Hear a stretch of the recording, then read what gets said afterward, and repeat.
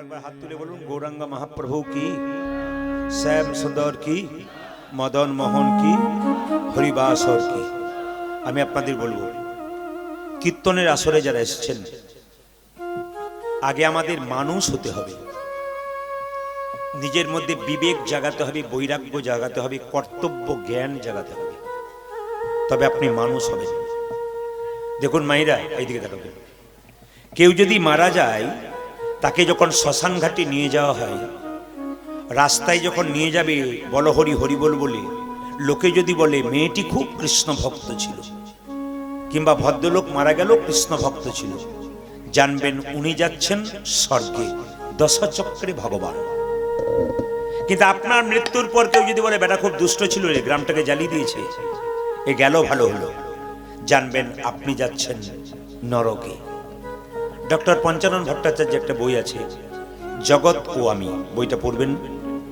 তিনি রিসার্চ করে করে দেখছেন এবং তিনি বক্তব্যগুলো রাখছেন, সেগুলো আপনাদের সামনে বললাম।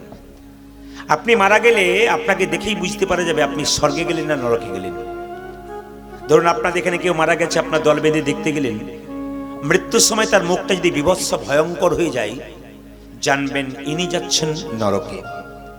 আর আপনার মৃত্যুর সময় আপনার চোখ যদি মনে হয় ঘুমাচ্ছে, লোকে বলে না দেখলাম গো মরে নাই, যেন ঘুমাচ্ছে, উনি যাচ্ছেন স্বর্গে। মানুষগুলি জন্ম নিয়ে কর্ম যদি আপনার ভালো হয়, মৃত্যুর সময় যাওয়াটা আপনার ভালো হবে। আর মানুষগুলি জন্ম নিয়ে যদি কর্ম খারাপ হয় বাবা, মৃত্যুর সময় কিন্তু আপনার যাওয়াটা ভালো হবে। এই জন্য যে যেখানে বসে আছেন মন দিয়ে শুনবেন। ভাগবত বলল আমাদের শরীরে 7টা ছিদ্র দিয়ে প্রাণ বেরোয়। সবাই তাকা যাবে, আমাদের শরীরে 7টা ছিদ্র দিয়ে প্রাণ বেরোয়। কোথায় কোথায়? 2টো কান, 2টো নাকের ছিদ্র, 2টো চোখের ছিদ্র, 1টা মুখের ছিদ্র। এই 7টা ছিদ্র দিয়ে যদি প্রাণ বেরোই মা, তাহলে জানবেন আপনি স্বর্গে যাচ্ছেন। আর যদি নিচের দিকে 2টো ছিদ্র আছে, পায়ু এবং উপস্থ পায়খানা প্রস্রাব দ্বার, যদি কেউ মৃত্যুর সময় পায়খানা প্রস্রাব করে দেয়, জানবেন ইনি যাচ্ছেন নরকে। কথাগুলো শুনবেন, জীবন পরিবর্তন করার কথা যদি নিতে পারেন।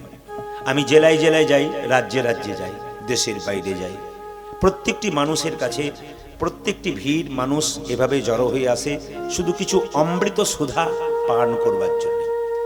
কমিটিকে ধন্যবাদ জানা যায়, ধন্যবাদ দেওয়া যায় এই জন্য কমিটিকে ধন্যবাদ দেওয়া যায়। আজকের প্রথম অনুষ্ঠান বলে নাকি, আজ প্রথম নাকি? হ্যাঁ, খুব ভালো। এটাই ভালো, কি বলুন তো, শুরুটা ওনারা গোবিন্দের নাম দিয়ে করেছেন। কাল থেকে সাংস্কৃতিক অনুষ্ঠান, ড্যান্স হাঙ্গামা বিভিন্ন রকম হতে পারে, অসুবিধা নেই, কিন্তু শুরুটা কিন্তু খুব প্রেম দিয়ে এখানে শুরু করেছেন। এই জন্য ওদের ধন্যবাদ, যে ভগবানের নাম দিয়ে শুরু হচ্ছে আর কি। যেমন মায়েরা ঘর থেকে যখন দরজা খুলবেন, ঘুম থেকে উঠে, তখন দরজা খুলবার সময় হরে কৃষ্ণ মহামন্ত্র বলে দরজা খুলতে হয়। কেন মায়েরা?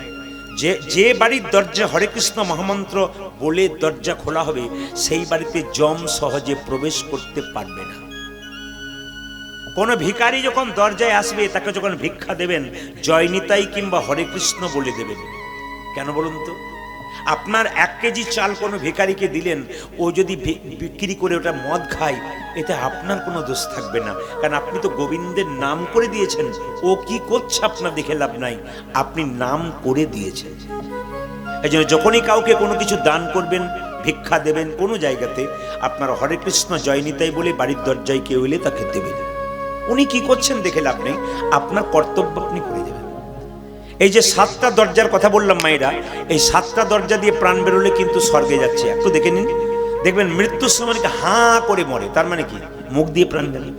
মৃত্যুর সময় তাকিয়ে তাকিয়ে মরে, চোখ দিয়ে প্রাণ গেল। অনেকে দেখবেন কানের ফুটো মোটা হয়ে যায়, খসখস করে, ওদিকে প্রাণ গেল। অনেকে নাকের ফুটো মোটা হয়ে যায়, খসখস করে, ওইদিকে প্রাণ গেল। এই 7টা দরজায় প্রাণ গেলে আপনি স্বর্গে গেলেন, ভাগবত বলছি। আর যদি কেউ মৃত্যুর সময় পায়খানা প্রস্রাব করে, তার অধোগতি, নিম্নগামী, শাস্ত্র বলল। এই জন্য বাবা, মানুষগুলো জন্ম নিয়ে এমন কিছু করো না যার জন্য তোমার জীবনে কলঙ্ক হয়, যেন যাবার পথটা তোমার ভালো হয়। এইদিকে যতই মস্তানি করি, যতই লোককে ঠকাই, আর যতই লোকের কাছে যাই না করি, শেষ বেলায় সে বুঝতে পারবে আমি কি করলাম, কিছুই না। একটু লক্ষ্য করবে, আমাদের শেষ পোশাক কোনটা? এই যে আপনারা এত সুন্দর সুন্দর রঙিন পোশাক পরেছেন, আমিও পোশাক পরেছি, এরাও পরেছে। আমাদের শেষ পোশাক কি? কাফন, সাদা কাপড়। কেউ যদি মারা যায় সমস্ত কাপড় খুলে তার শরীরে একটা সাদা কাপড় ঢাকা দেওয়া হয়। জোরে বলুন হ্যাঁ না? মাথায় হ্যাঁ দিতে হবে কিন্তু। 2, আপনার শেষ খাবার কি? এত খাবার খাচ্ছেন মায়েরা, শেষ খাবার কি? আপনার শেষ খাবার হচ্ছে 1 চামচ জল। তাও যেতেও পারে আবার নাও যেতে পারে, মুখ থেকে ঘুরে চলে আসতে পারে। আপনার শেষ কষ্ট কি বলুন তো? শ্বাসকষ্ট। মৃত্যুর সময় কোনো ব্যক্তিকে দেখবেন আপনারা, ও শ্বাস নিতে পারছে না, তখন বোঝা যাবে ওর সেই শেষ কষ্ট হচ্ছে শ্বাসকষ্ট। মায়েরা, মৃত্যুর সময় শেষ দেখা কি? সবাই তাকান, আমাদের শেষ দেখা কি? মিলিয়ে নেবেন কথাগুলো। শেষ দেখা কি?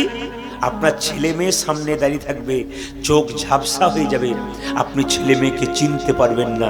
শেষ দেখা, আপনার চোখে ঝাপসা ঝাপসা, পরিষ্কার দেখতে পাবেন না। শেষ কথা কি? মৃত্যুর আগে শেষ কথা এটাই, কিছুই করতে পারলাম না। আমি আপনাদের বলতে চাই, গল্প নয়, সামনে বসে আমি আপনাদের বলতে চাই যে এক মালিকের বাড়িতে কুকুর আছে। কুকুরকে সকাল থেকে খেতে দেয়, কিন্তু রাত্রিবেলা একদিন কুকুরটা ঘেউ ঘেউ ঘেউ ঘেউ করছে, মালিক শুয়ে আছে। তো মালিক বলছে, তুই আমার ঘুমটাকে হারাম করে দিলি, হ্যাঁ? সকাল থেকে সন্ধে পর্যন্ত খাবার দিচ্ছি, এত যত্ন করছি, তুই খালি ঘেউ ঘেউ করছিস। সকাল হতে দে, তারপর তোকে দেখাচ্ছি মজা। মালিক ঘুমাতে যেয়ে খুব অসুবিধা হচ্ছে, কুকুর কিন্তু ঘেউ ঘেউ করে যাচ্ছে। মালিক সকালবেলায় গালে হাত দিয়ে বলছে, হাই রে, কুকুর ঘেউ ঘেউ এমনি করে নাই। বলে কি? আমার বাড়িতে রাত্রিবেলায় চোর ঢুকেছিল, কুকুর সারা রাত্রি চিৎকার করেছে, আমি চৈতন্য দিই নাই, আমার বাড়ির সব চুরি করে নিয়ে চলে গেছে। আজ আমরা আপনাদের দরজায় দরজায় ঘেউ ঘেউ কেন করছি বলুন তো? শেষ সময়ে বিচার করে দেখবেন, এগুলো যদি না শোনেন, না ব্যবহার করেন, শেষে দেখবেন আপনার আত্মীয় স্বজন সবাই দূরে সরে গেছে, আপনার চোখের জ্যোতি কমে গেছে, পায়ের সার কমে গেছে, হাতের সার কমে গেছে, চলতে পারছেন না। তখন বলবেন, সারা জীবন সংসারের জন্য করলাম প্রভু, তোমার জন্য কিছু করতে পারলাম না। আপনার আয়ু চুরি হয়ে যাবে আপনার। এই জন্য আমাদের ঘেউ ঘেউ করা, যদি আপনাদের কিছুটা চৈতন্য হয়। তাই আসুন, আজকে মহাপ্রভু নবদ্বীপের পথে এসছেন। নিতাই চাঁদ কি বলছে? দাদা, তুমি জীবের দ্বারে হরিনাম দাও। নিতাই চাঁদ যাকে দেখছে তাকে বলছে, তোরা আই হরিনাম নিবি, আয় কে কে আয়, তোরা আই হরিনাম নিবি কে রে ভাই, দয়াল নিতাই চালিয়া আয় আয়। তোর আয়ে হরিনাম নিবি কি রে ভাই, দয়াল নিতাই যাচি যাবে, দয়াল নিতাই যাচিয়া বেড়াই, আয় আয়। তোরা আয়, তোরা তোরা আয়, তোরা আয় হরিনাম নেবি কি দেব, আমার দয়াল নিতাই যাচিয়া বেড়া। ও যে দিতেছে নিতাই যাচিয়া যাচিয়া, দিতেছি নিতাই যাচিয়া যাচিয়া, দিতেছে নিতাই যাচিয়া যাচিয়া, আমারে দিতেছি নিতাই যাচিয়া যাচিয়া। গোলকের প্রেম লুটি করিয়া দিতেছে নিতাই যাচিয়া যাচিয়া, গোলকের প্রেম লুটি করিয়া দিতেছে নিতাই যাচিয়া। গোলকের প্রেম লুট করিয়া, দিতেছি নিতাই যাচিয়া, দেখো গোলকের প্রেম লুট করিয়া, দিতেছি নিতাই যাচিয়া, ও দেখো দিতেছি নিতাই যাচিয়া যাচিয়া।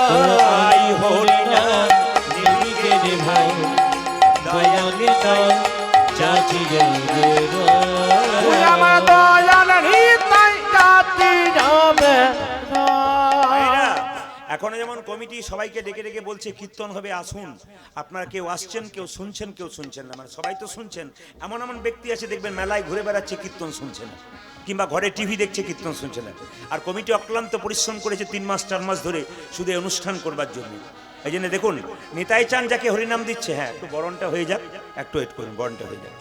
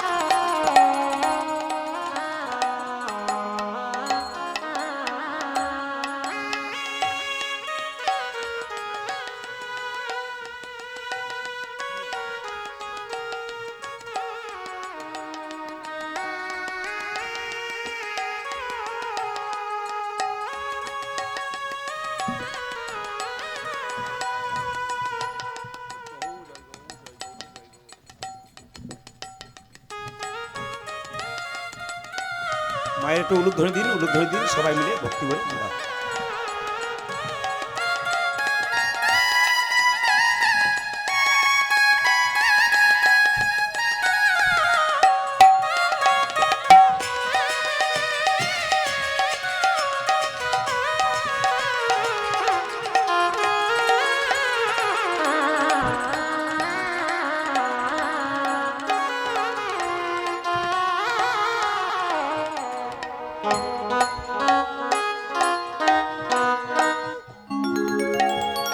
জয় নিতাই।